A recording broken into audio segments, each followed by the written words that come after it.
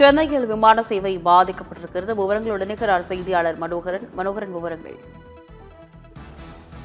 வணக்கம் ரிதி. அதாவது இந்தியாவில் உள்ள விமான நிலையங்களில் சென்னை விமான நிலையம் அதிக முக்கியத்துவம் வாய்ந்தது.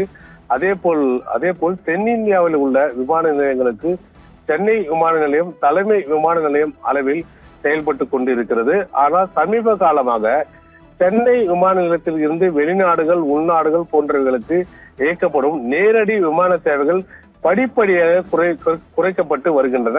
குறிப்பாக ரிதி, ஏர் இந்தியா விமானம் நிறுவனம் சென்னையிலிருந்து வெளிநாடுகளுக்கு மற்றும் இந்தியாவின் பல்வேறு பகுதிகளுக்கு இயக்கப்படும் விமானங்களின் எண்ணிக்கை கணிசமாக குறைத்ததோடு பல வழித்தடங்களில் விமான சேவைகள் முழுவதுமாக ரத்து செய்துள்ளது. சில வழித்தடங்களில் ஏர் இந்தியா இயக்கப்பட்டு அந்த விமான சேவைகள் ஏர் இந்தியா எக்ஸ்பிரஸ் நிறுவனத்திற்கு மாற்றப்பட்டுள்ளது. அதன் பின்பு அதை சில காலங்கள் முற்றிலுமாக ரத்து செய்து விடுகின்றனர்.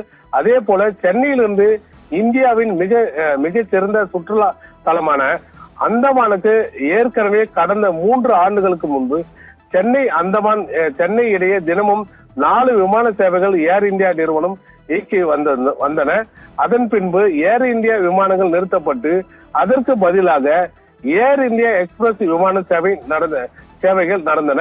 அதுவும் கடந்த சில மாதங்களுக்கு முன்னதாக முழுவதுமாக நிறுத்திவிட்டன.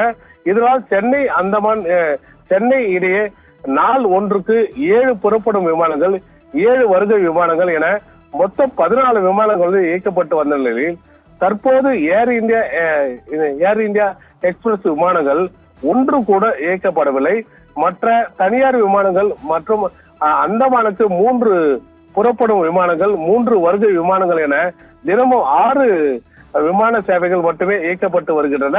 இதனால் மிக சிறந்த சுற்றுலா தலமான அந்தமானுக்கு சுற்றுலா பயணிகள் சென்னையிலிருந்து சென்று வருவதால் பல்வேறு சிரமங்கள் ஏற்பட்டு வருகிறது. அதே போல கர்நாடக மாநிலத்திலிருந்து மிக சிறந்த மலை வசத்தலமான சுற்றுலா தலமான சிவமுகமுக்கு ஸ்பைஸ் ஜெட் தனியார் விமான நிறுவனம் தினசரி விமானம் இயக்கப்பட்டு வந்த விமானமும் ஜூன் மாதம் முதல் செப்டம்பர் மாதம் வரை ரத்து செய்யப்படுவதாக அறிவிக்கப்பட்டுள்ளது. அதே போல சென்னையிலிருந்து திருச்சிக்கு ஏர் இந்தியா எக்ஸ்பிரஸ் விமானம் தினமும் சென்னை இடையே 2 விமானங்கள் இயக்கப்பட்டு வந்தன. ஆனால் அந்த விமானங்களும் கடந்த சில மாதங்களுக்கு முன்பு திடீரென எந்தவித அறிவிப்பும் இல்லாமல் நிறுத்திவிட்டன. அதே போல தொழில் வர்த்தக நகரமான கோவைக்கு சென்னையிலிருந்து ஏர் இந்தியா பயணிகள் விமானம் தினமும் சென்னை கோவை இடையே 2 விமானங்கள் இயக்கப்பட்டு வந்தன. அந்த விமானங்களும் ஏர் இந்தியா விமானம் திடீரென எந்தவித முன்னறிவிப்பும் இல்லாமல் நிறுத்திவிட்டன.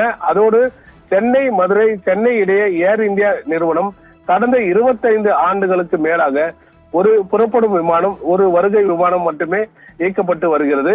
ஆனால் 2025ஆம் ஆண்டு கோடை சிறப்பு கால அட்டவணையில் ஏர் இந்தியா நிறுவனம் சென்னை மதுரை சென்னை இடையே கூடுதலாக 2 விமான சேவைகள் தொடங்கி வைக்கப்பட்டன.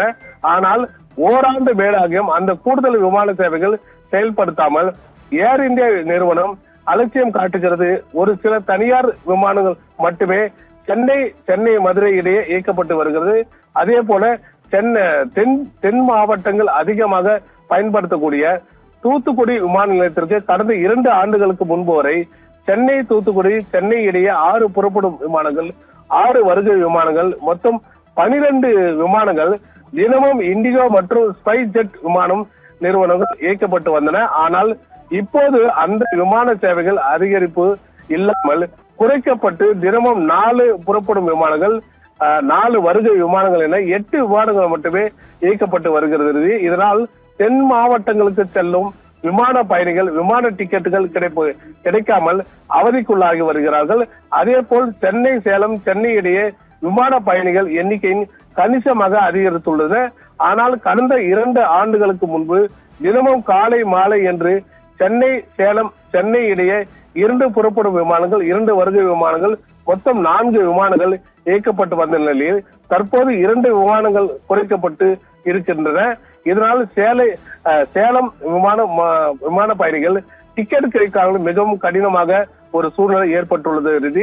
அதே போல அண்டை மாநிலமான திருவனந்தபுரம் கொச்சி ஹைதராபாத் ஆகிய விமானங்களுக்கு இயக்கப்பட்டு வந்த ஏர் இந்தியா மற்றும் ஏர் இந்தியா எக்ஸ்பிரஸ் விமானங்களும் படிப்படியாக ரத்து செய்யப்பட்டு பயணிகள் தவிர்க்கும் ஒரு நிலை ஏற்பட்டுள்ளது.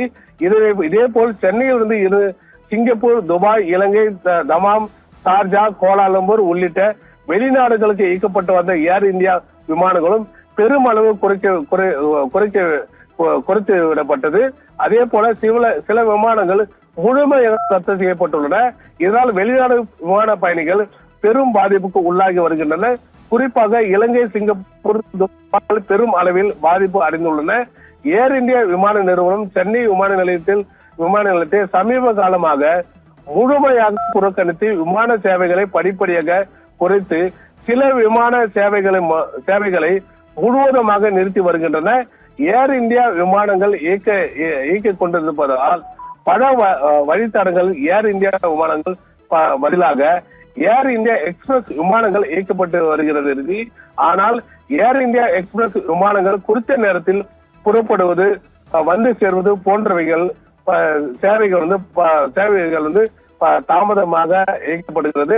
அதே போல ஏர் இந்தியா எக்ஸ்பிரஸ் விமானங்கள் சமீப காலமாக எந்தவித முன்னறிவிப்பும் இல்லாமல் ரத்து செய்யப்படுகின்றன. இதனால் சென்னை விமான நிலையத்தில் சமீப காலமாக ஏர் இந்தியா உட்பட சில விமான நிறுவனங்கள் விமான சேவைகள் பெருமளவு குறைப்பது, விமானங்களை ரத்து செய்வது அதிகரித்து வருவதால் சென்னை விமான நிலையத்தில் பெரும் பயணிகள் தவிப்புக்குள் உள்ளாகி வருகிறார்கள்.